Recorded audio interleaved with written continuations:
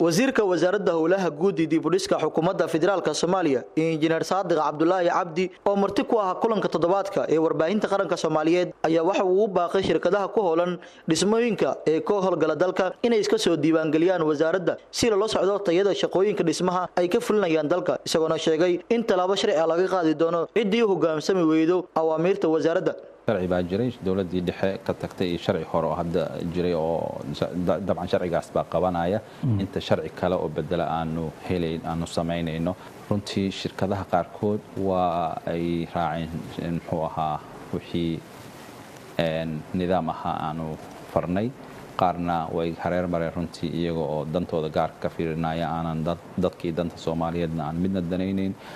waxaanu markuu ugu horeysa halkan baaq uga jeedinayaa shirkadaha ku howlan nidaamka wax ka duwan nidaamka dalka u yaala inay runtii ay ka digtoonaadaan ayna ka waantoobaan wasiir injineer Saadiq Cabdullaahi Cabdi ayaa sheegay in meel wanaagsan marayaan dadaalo loogu jiro sidii loo fulin lahaa balanqaadkii dawladda Turkiga ee ku aadan dhismaha 10,000 ee guri oo qayb ka ahaa mashaariicda horumarineed ee dawladda Turkiga ka fulinaysa dalka marka waxay ku taliyeen in modelka freega ah oo laga fiican yahay oo model aan free ahayn muxuu ahaa guryaha sayto loo habeeyo laakiin ay noqdaan guryo affordable ah oo aad u jaban oo suurto gelin kara qof kasta oo Soomaaliya inuu helo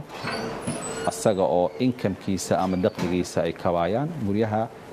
pilot projectiga ama qaybta ugu horeysa waxa aanu target garaysan doonaa ama aanu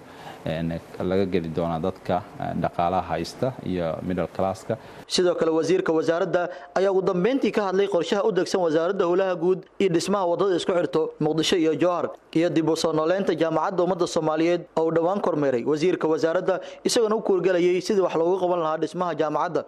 waxaanu rabnaa inaan soo dhameystirno waxyaabo badan oo aanu hadda qorsheynayna ay ugu horeyso hindisa sharciyeedkii highway authority wadadii dhismayaashii wadooyinka Afgooye iyo Jowhar marka qorshaha hadda inoo degsan aan hubno inaan muxuu ahaa ka howlgali doono taa kamida waxaan kaloo rabaa inaan xuso in aanu wadno dib u soo nooleyntii jaamacaddii ummadda Soomaaliyeed oo aanu jecelnahay in aanu wareejino darbigeedii guud ahaan wasaaradda howlaha guud ee dib u dhiska xukuumadda federaalka Soomaaliya ayaa muddooyinka dambe waday dadaalo ku aadan sidii mashaariicyo horumarineed loogu fulin lahaa dalka taasoo qayb weyn ka qaadan karta horumarka dalka Cabdullaahi Axmed Kulmiye warbaahinta qaranka Soomaaliyeed Muqdisho